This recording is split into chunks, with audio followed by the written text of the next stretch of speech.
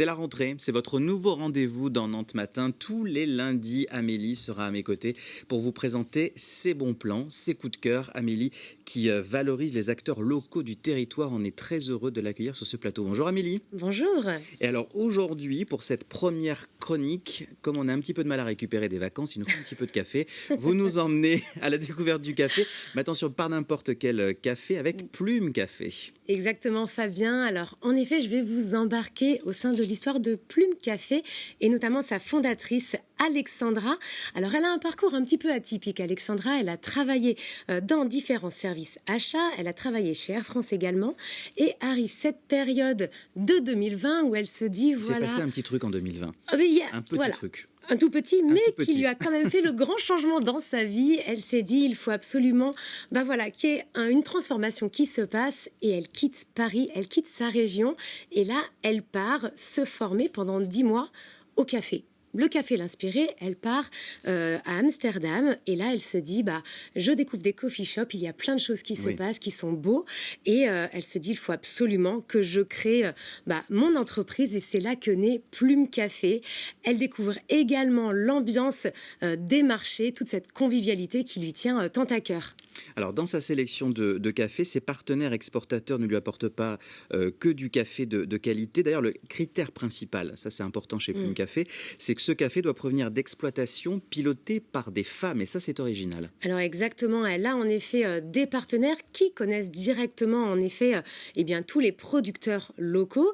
Et en fait, ils lui ramènent une quantité d'histoires. Alors, il y a plein d'histoires, notamment, alors le saviez-vous, il y a à peu près entre 60 et 70% des personnes qui récoltent le café qui sont des femmes. Des femmes, oui. D'ailleurs, je vous ai ramené Colette. Oui, tout à fait, je l'ai à côté de moi. En plateau. Est-ce qu'il y a une petite particularité? On l'avait remarqué. Oui. Je peux en témoigner. Donc, sur la pochette de cette poche de café, il y a marqué spécificité 100% femmes, ferme bio. Et donc, c'est précisé produit et torréfié par des femmes. C'est vrai que c'est une indication que l'on voit rarement sur des paquets. Alors, en effet, vous avez ça qui est noté et il y a toute une petite fiche. À chaque fois, elle va venir à votre rencontre avec cette petite fiche explicative. Elle m'a confié une histoire. Alors, il faut savoir qu'au Burundi, notamment, en fait, les femmes ne peuvent pas, en fait, créer, exploiter. Donc, elles ont monté une association qui leur permettent en effet de pouvoir accéder à la propriété et notamment récolter leur café. Alors voilà, elle en a des dizaines, il ne faut vraiment pas hésiter à aller à sa rencontre. Puis chez Plume Café, il y a aussi un système de valeurs qui certifie que le café est hors norme. Elle reçoit le café vert. Oui. Et il est torréfié à Nantes ensuite, c'est ça? Alors exactement, alors elle fait partie des nombreux torréfacteurs, notamment qu'on a sur le territoire. Ils ont créé notamment en début d'année un GIE. Alors que je ne me trompe pas, attention, vous avez Laurent de chez Cultivar, François de chez Café Machin et Laure de chez Café Loulé. Et en fait, ça permet à plusieurs torréfacteurs de se retrouver, on mutualise les coûts et chacun peut bénéficier de cet outil de torréfaction dans un but vraiment collaboratif.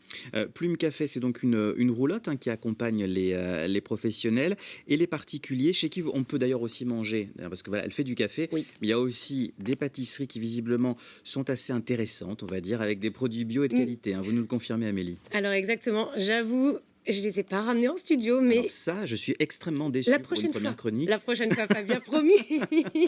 Alors donc, j'ai dégusté des fabuleux cookies. Ouais. Alors, vous en avez de toutes les sortes. Ouais. La farine, c'est le moulin de la ferme à Pensée. On a les œufs de l'éco-ferme 1001 pâtes de Carquefou. On a le miel qui vient de Vigneux. Et le chocolat de Choc Ola. Donc, ils sont mexicains. Ils torréfient aussi la fève de chocolat à Nantes. Donc, on a un ensemble... On peut pas faire plus local, là. Ah bah non, un ensemble d'artisans producteurs locaux. Si vous la retrouvez sur les marchés, elle a également des petits manches debout, des petites tables. Donc, vous allez pouvoir profiter d'un moment hyper cosy, sympathique. Donc, j'ai envie de dire une petite adresse à ne pas rater. Exactement. Merci beaucoup, Amélie, pour ce bon plan. On retrouve la chronique, évidemment, en replay sur telenantes.fr. On vous retrouve aussi sur vos réseaux sociaux, notamment votre page Instagram, pour avoir les coordonnées de Plume Café. Je vous dis à la semaine prochaine, Amélie. À la semaine prochaine, merci.